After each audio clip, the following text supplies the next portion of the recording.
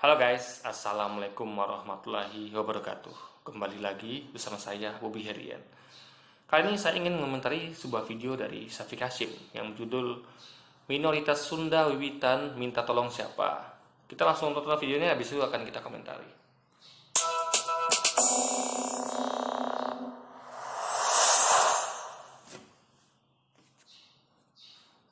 Assalamualaikum warahmatullahi wabarakatuh. Berjumpa kembali dengan catatan Syafiq Hasyim.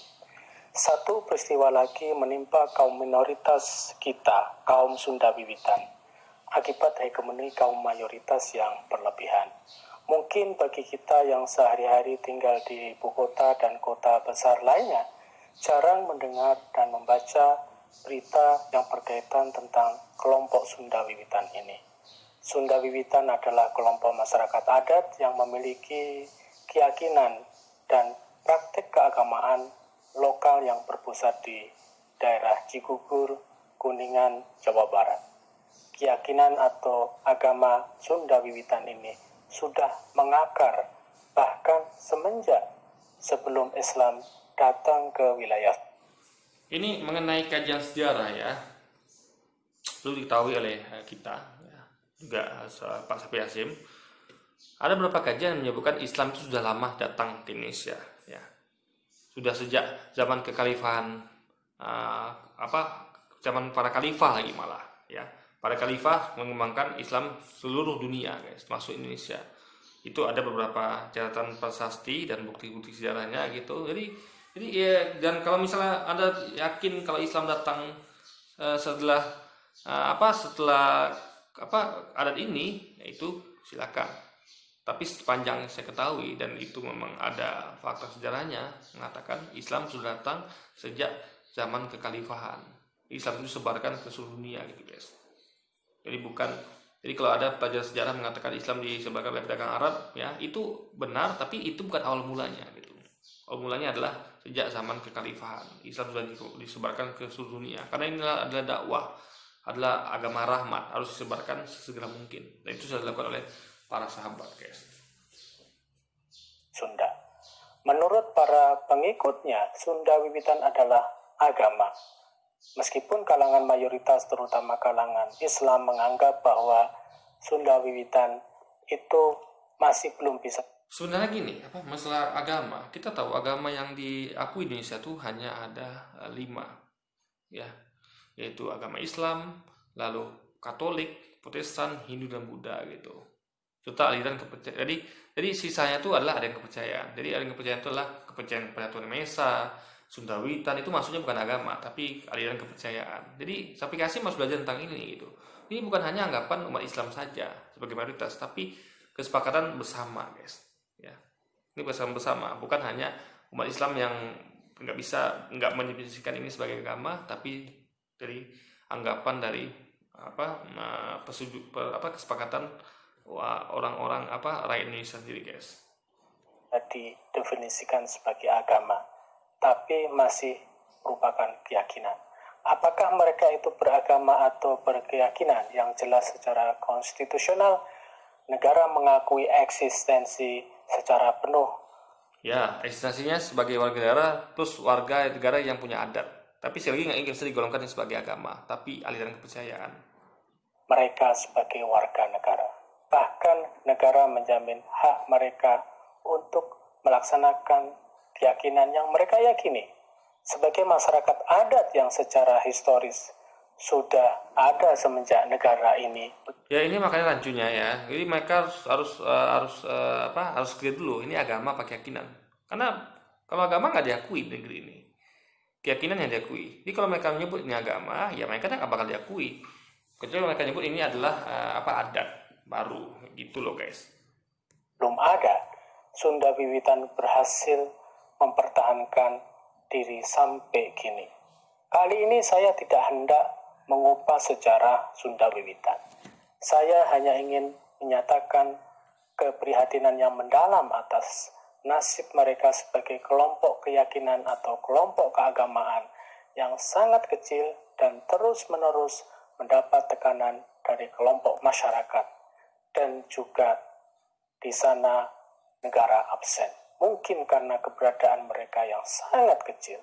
Segala peristiwa yang menimpa mereka tidak banyak kalangan dan tokoh yang mendengarkannya.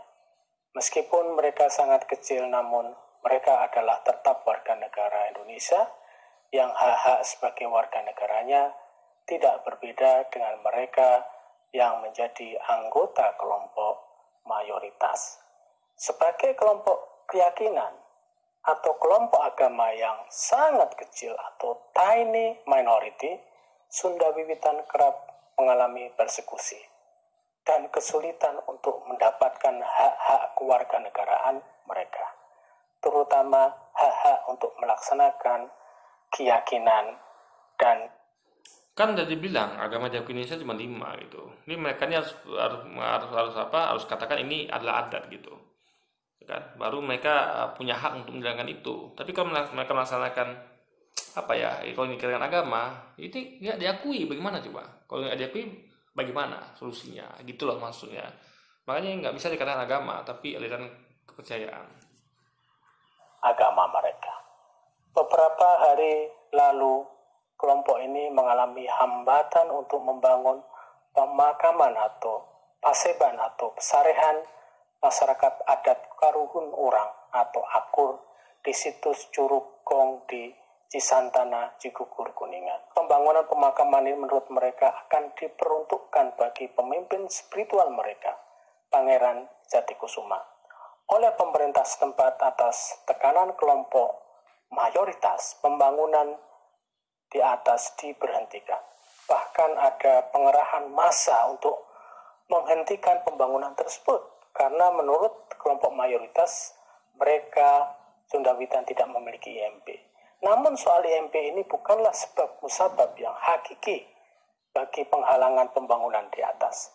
Kelompok mayoritas sebenarnya sudah lama menunggu kesempatan untuk mendapatkan cara untuk menghakimi keberagamaan masyarakat.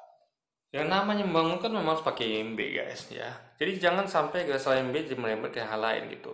Melambat kepada fitnahan, tuduhan gitu kan. Itu nggak boleh loh. Pada IMB ya urus IMB gitu. Ya kan? Keluarga Asuji ya harus kompromi dengan warga gitu. Nah, tapi Sapi Hasim apa nggak berbicara? Nih Gus Nur nggak bangun pesantren di Besuki ya. Itu beliau kalau lihat videonya ketika beliau berkunjung sana, beliau terima dengan hangat oleh masyarakat sana, oleh lurahnya, oleh aparat di sana gitu, warga-warga desa, bahkan ulama di sana itu menerima Ustaz Gus Dur dengan senang hati, dengan welcome gitu. Bahkan beliau menyampaikan sana itu sumbangan Jumat berkah gitu, bagian beras gitu kan. Itu beliau sudah mendapatkan persetujuan warga gitu. Maka bukannya senang kan, lalu beliau dipersekusi ya, dihalangi pembangunan masjidnya pesantrennya oleh segelintir orang ya, bukan masyarakat sana tentunya. Jadi ada LSM itu, ada bisa lihat video di channel Gus Nur tuh, beliau itu di hardik balah gitu kan. Masa orang yang berniat baik ya, ulama lagi, ustadz lagi, hendak berbuat baik membangun pesantren dilakukan seperti itu gitu guys. Ini kan nggak layak. Kecuali beliau itu membangun, kenapa nggak yang ini yang diprotes oleh yang katanya LSM itu. Kalau memang dia muslim ya kan, ya soalnya protes pembangunan ini musyrik jatuhnya gitu. Dan ini tidak ada dalam 5 agama yang disebutkan Indonesia. Kalau Ustaz Gus Dur kan membangun pesantren itu baik, diakui ya, agama Islam diakui di Indonesia bahkan sebagai agama terbesar malah. Kenapa malah ini disasar? Kenapa bukan yang ini? Gitu. Kenapa malah Gus Nur? Dan Sapi Hasim pun kenapa malah dia ngurus yang ini coba? Kenapa dia tidak mempermasalahkan LSM dan orang-orang yang menghalangi pembangunan pesantren Gus Nur? Ya, soalnya Sapi Hasim seharusnya Sapi Hasim membuat video tentang itu gitu. Tapi sayang sekali tidak. Sapi Hasim sibuk mengurusi ya. Padahal gitu loh guys. Islam itu kan mayoritas, tapi ulama dipersekusi, ya kan? Pembangunan pesantren dihalangi. Pada minoritas gitu. Kalau minoritas itu masih wajar, bukan saya katakan itu benar juga ya, tergantung kasusnya, bisa benar bisa salah. Tapi itu masih wajar, karena minoritas itu di mana-mana memang selalu kalah bersaing dengan mayoritas. Tapi ini mayoritas dipersekusi, ya. Ini yang jadi pokok catatan bagi kita. Kok bisa minoritas atau mayoritas itu diganggu gitu, nggak dihargai gitu, kok bisa gitu. Itu masalah besar negara kita gitu. Karena kalau minoritas diganggu, mereka masih punya rasa segan, masih punya rasa kami kecil kok gitu. Tapi kalau bukan berarti saya berkatakan ini benar 100% ya, tergantung kasusnya. Tapi komunitas diganggu, luar biasa efeknya. Anda tahu ada berapa jumlah umat Islam Indonesia kalau mereka diganggu, mereka akan marah bagaimana? Ini kan namanya memancing, apa namanya, memancing di air keruh namanya guys. Ini bisa berbahaya gitu. Jadi Sapi Kasim seharusnya konsen kepada apa namanya, hal-hal yang seharusnya dia konsenkan gitu, ya kan?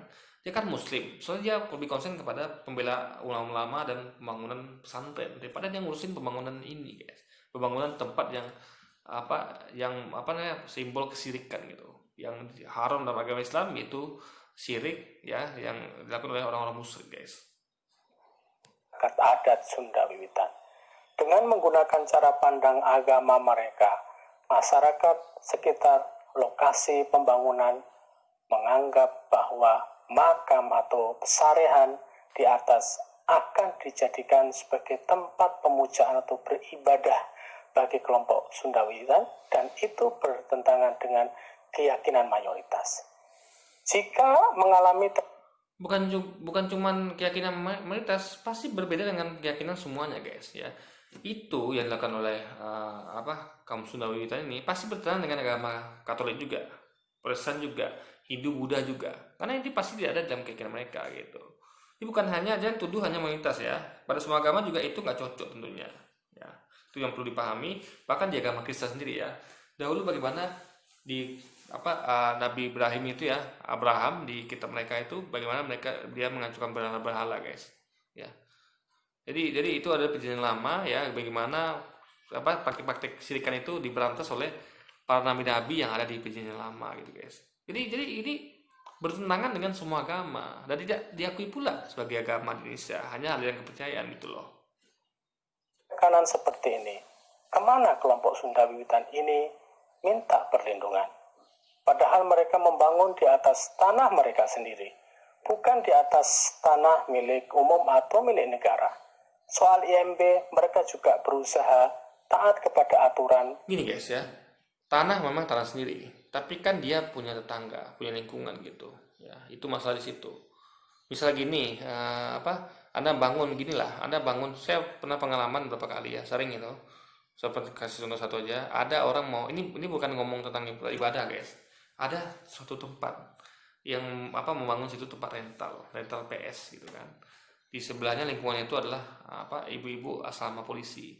Jadi rental itu ya, dia tidak mengadakan aturan di mana anak-anak itu nggak boleh main di sana gitu, berlebihan atau ya memakai pakaian seragam gitu, dia bebas gitu kan. Lalu ibu-ibu sana tuh lupa anak mereka sering berbohong. Dikatakannya sekolah ternyata mereka bolos main di situ. Dikatakannya minta uang untuk beli ini itu, beli keperluan sekolah, rupanya untuk main PS di situ. Akhirnya ibu itu demo nuntut supaya tempat PS itu pindah gitu, udah tutup pindah gitu. Ya kan? Nah, padahal itu rental PS dibangun di tanah sendiri guys. Nah, jadi intinya adalah kita hidup bermasyarakat. Kita nggak boleh hidup tuh egois ya. Mentang-mentang tanah kita bangun sendiri enggak. Harus lihat masyarakat sekitar gitu, apakah setuju apa tidak gitu guys. Makanya kalau mau aman ya, bangunlah di tempat komunitas Anda sendiri gitu. Kayak masjid juga di Bali itu dilarang kalau masjid 20 tahun itu nggak dapat IMB-nya. Tapi Muslim sabar, nggak melakukan mereka tidak melakukan hal aneh-aneh. Di Papua juga seperti itu ya, bukan tempat mayoritas Muslim, misalnya Muslim mayoritas itu masjid aja dibangun itu tanpa toa, tanpa pengeras suara, bahkan pelang pun tidak boleh gitu guys. Nah, jadi masyarakat itu begitulah masyarakat, mau bilang apa lagi gitu. Makanya kita harus hidup bermasyarakat gitu ya. Ada bisa mungkin dakwahi mereka ya, kalau ada penganut Sunda Wiwitan, ada dakwahi umat Islam, kalau Anda mampu dakwahi, terangkan agama Anda dengan adu argumentasi gitu kan. Nah, jadi ya syukur-syukur Anda yang masuk jadi mualaf gitu ya kan. Nah, jadi adakan komunikasi gitu dan musyawarah. Jadi bukan membangun tanpa musyawarah dengan warga guys. Nggak bisa kita hidup misalnya senaknya membangun sesuka hati, kita nggak bisa. Kita punya, meskipun tanah sendiri, kita punya lingkungan, punya masyarakat yang harus kita minta pendapatnya dan harus diajak bermusyawarah gitu guys. Negara, mereka telah mengajukan IMB. Namun jawaban yang mereka dapatkan dari pemerintah setempat adalah negara belum memiliki juklak atau petunjuk pelaksanaan untuk mengeluarkan IMB. Ya, karena memang negara tidak mengakui agama Sunda Wiwitan gitu guys, ya. Itu dan diakui sebagai jalan kepercayaan gitu. Makanya sebaiknya buat IMB itu jelas. Ini kami bangun itu untuk sebagai adat gitu. Ya, it's okay. Tapi kalau sebagai agama tentu tidak akan disetujui karena itu bukan bukan apa namanya bukan karena tidak diakui gitu guys oleh negara. Bagi pesarihan yang diusulkan oleh mereka. Menurut pemerintah setempat, pesarihan atau paseban itu masuk dalam kategori pembangunan non-gedung. Jelas bagi kita istilah non-gedung ini mungkin sangat membingungkan. Karena pasti di dalam pesarihan tersebut ada unsur gedung atau bangunan. Apakah kategori non-gedung itu harus seperti rumah dan hotel atau bagaimana? Namun jawaban belum ada juklak bagi pembangunan non-gedung adalah hal yang menyedihkan. Karena mestinya mereka tidak berhenti pada jawaban di atas. Mestinya mereka memberikan jawaban yang memberikan jalan keluar dan sekaligus perlindungan bagi Sunda Wiwitan.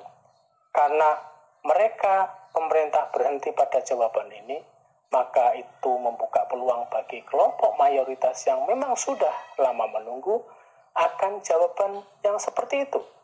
Jadilah masyarakat agama mayoritas datang dan memaksakan kehendak mereka agar pembangunan pesarihan atau paseban diberhentikan. Sudah barang tentu alasan legal yang mereka gunakan adalah ketiadaan IMB pada masyarakat Sunda Wiwitan untuk meneruskan pembangunan pesarihan di atas. Peristiwa yang menimpa pada masyarakat adat Sunda Wiwitan ini sebenarnya juga menimpa kelompok-kelompok minoritas lainnya, seperti kelompok Kristen Ahmadiyah, Syiah, dan masih banyak kelompok agama. Ini loh guys ya. Ini masalah mengenai masyarakat, hidup masyarakat harus mendapat persetujuan warga gitu. Nah, jadi ini bukan masalah lagi ini adalah bukan hanya tempat ibadah, apapun itu pembangunan harus dapat persetujuan warga. Nah, itu poinnya ya. Ini bukan jadi poinnya Anda harus paham kali ini ya.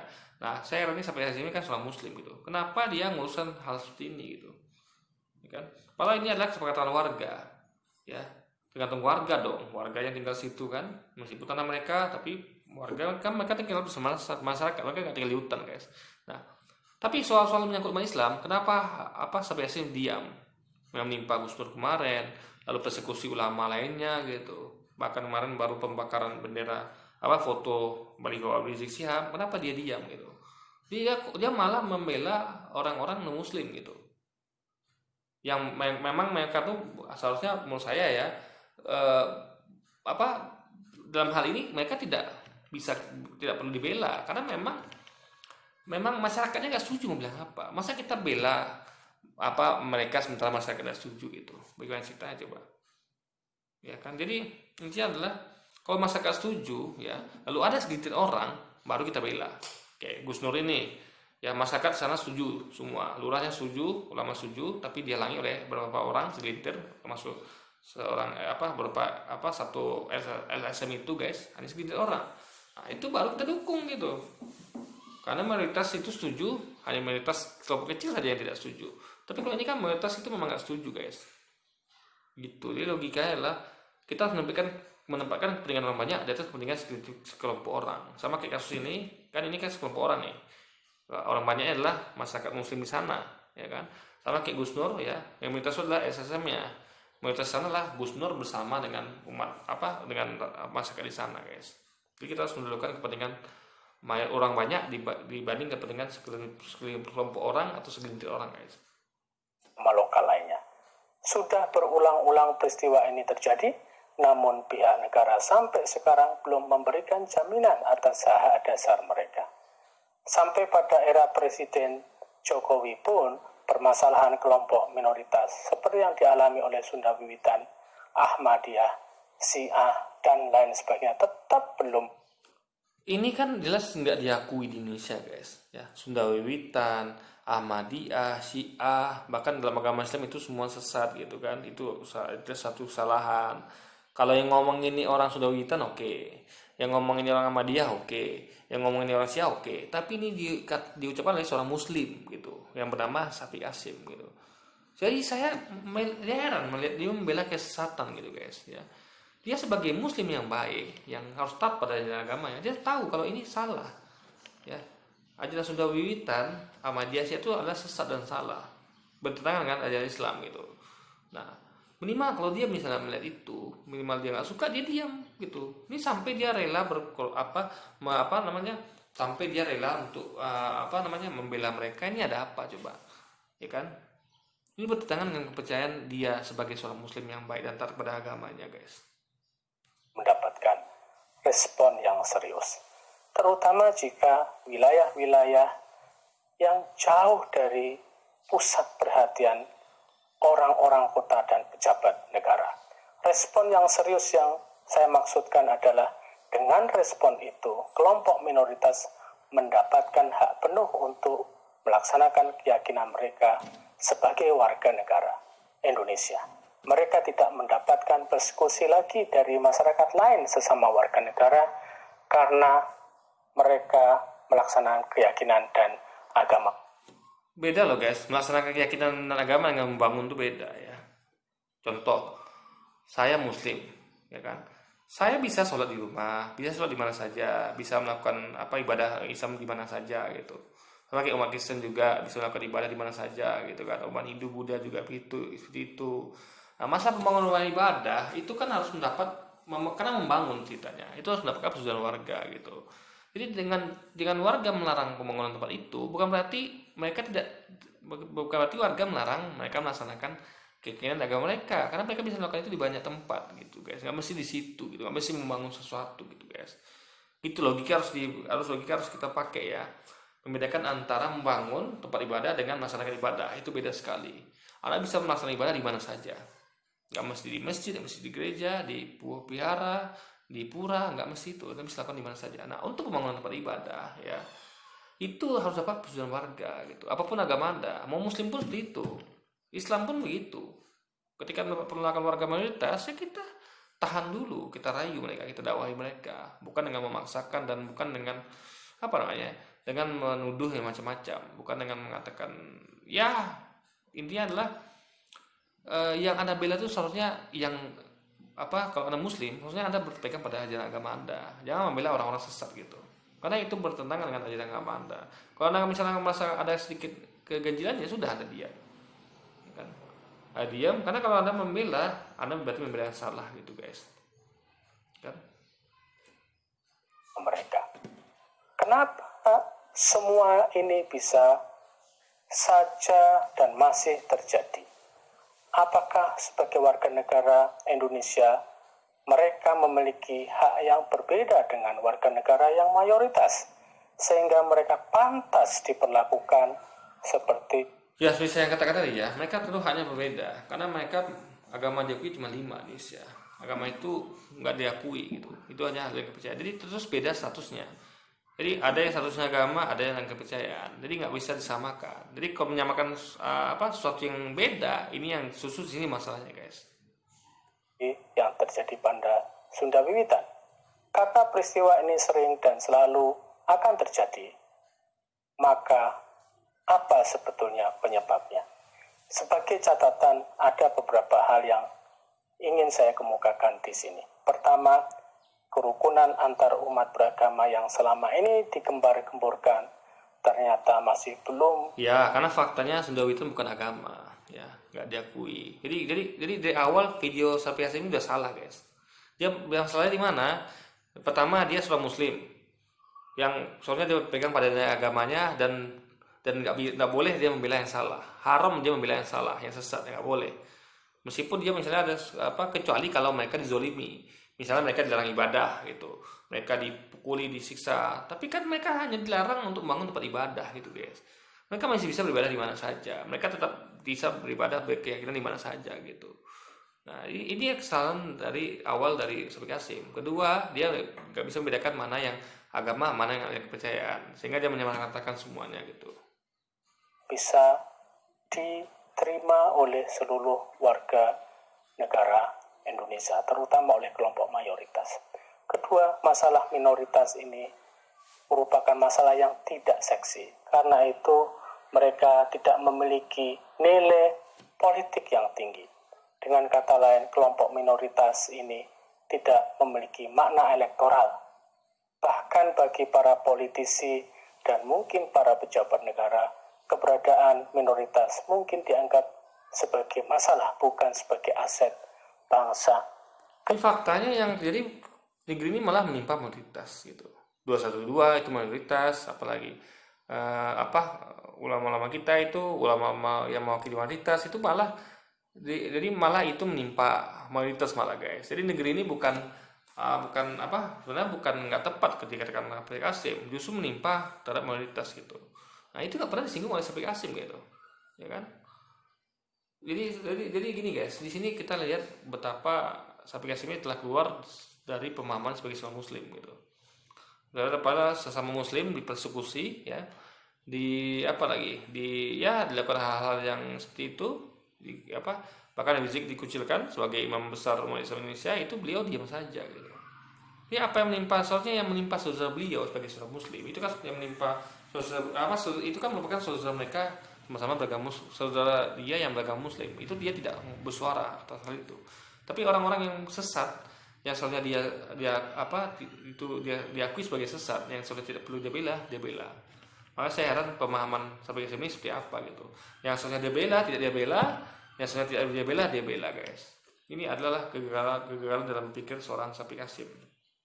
Ketiga, negara perlu mempertegas kembali akan fungsi mereka untuk melindungi seluruh warga negara dalam menjalankan keyakinan dan agama.